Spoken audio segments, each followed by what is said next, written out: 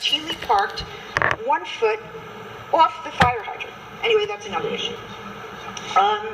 If this house is, if you grant a variance to this house, to this, for this property, which at 4,000 square foot, again, in a neighborhood that's zoned for 6,000 square feet, regardless of the current size of the homes, the current law is 6,000 square foot.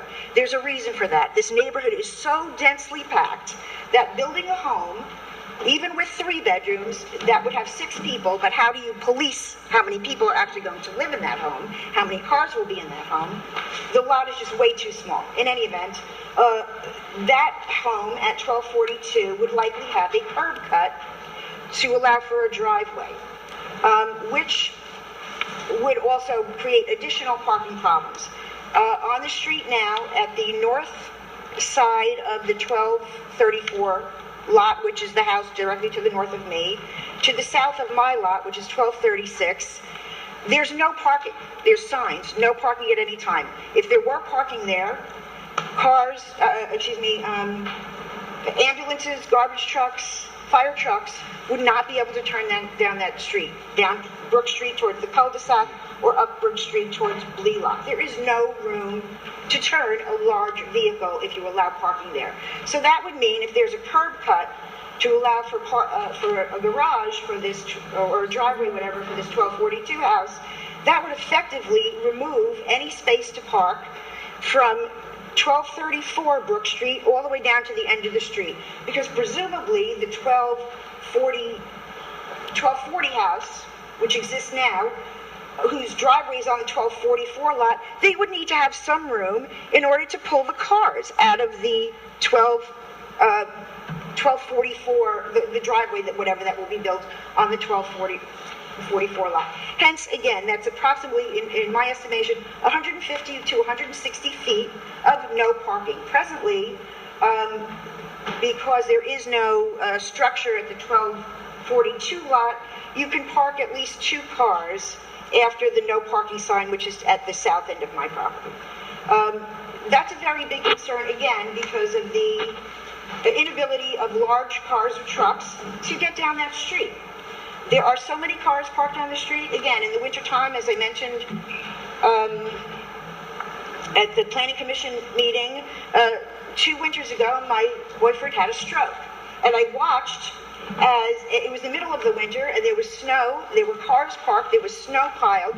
I watched as it took about 3 or 4 minutes for the ambulance to get from Brook Street, from Blealock and Brook down to my house, which was maybe 1,000 feet, if that. I think that's an overestimation. Fortunately, the ambulance got to that. Anyway, I do have some other issues. Again, with the size of the lot, regardless of whether the sizes of the current lots and the current houses, regardless of the fact that we may have lots that are 4,000 square feet, to jam houses together just so that somebody, I'm sorry to say, can make a profit at the expense of someone else is wrong. It's wrong. The value of my house would be diminished because I would have another house that blocks all the light and air to my home. However, the property owner will reap a big benefit because they are selling the property. They will probably likely get a cut of the sale of the house. The value of my home will be diminished. I will have a house 10 feet away from me. I will be looking at a wall and having no air and no light. In addition to that, someone during this process, when the owners of the lot to the south of mine decided, I guess, that they wanted to sell their property, someone entered upon my property and removed a surveyor's mark 1 foot further into my property to make it appear as if their property was larger. I don't know who did that, but somebody did that without my permission. I have a survey of my lot, which I gave to Mr. Lynch, that shows, and with some amendments, that show that my lot line is at my lot line on the south side are railroad ties. Several years ago, the owners of the 1242 lot attempted to move those railroad ties further onto my property, again, to make it look as if their property was larger. They, to this day, believe that my property is theirs. The backyard of my property runs like this, and then there's a slight drop-off, which is where the railroad ties are located.